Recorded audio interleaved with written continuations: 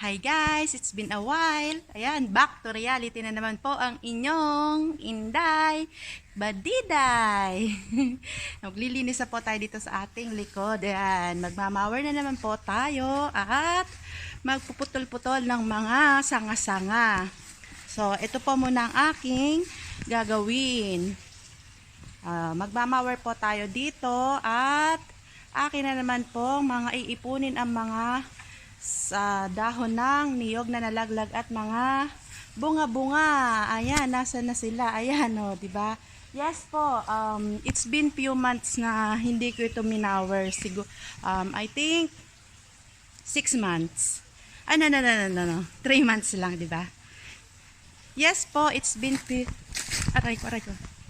Yes po, it's been few months na hindi ako nagmower dito kasi likod naman po ito kaya okay lang, di ba?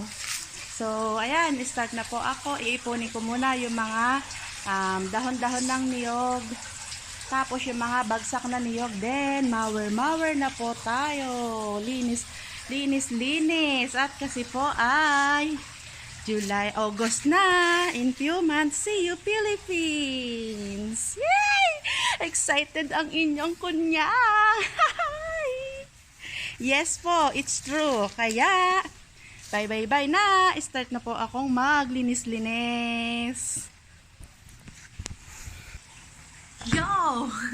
Yes, it's me again. So, Karen! I'm done mowering and naipon ko na din po yung mga sanga ng niyog at bunga ng niyog. Oh, it's here na! So, ayan na po yung mga dahon-dahon. Inilagay ko na dyan kasi last kong ginagawa palagi yung pagtatapon. And then, dun na ako letter L po. Yan, pataas yan. Papunta sa harap. But anyway, balik tayo dito. So, tararan! Ayan na po. Oh, diba? Ang bilis ko lang mag-mower.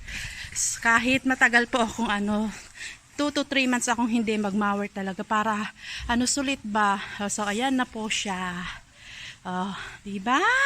Magdadakot na lang ako pagka siguro bukas. Then, ayun na din po yung mga bunga lang niyog na nalaglag.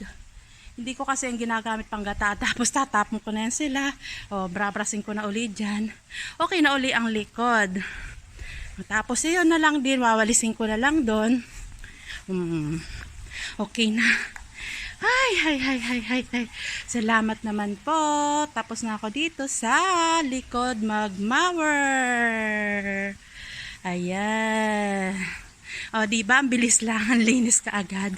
So, doon naman po tayo sa letter L, maybe later. Kasi tanghali na.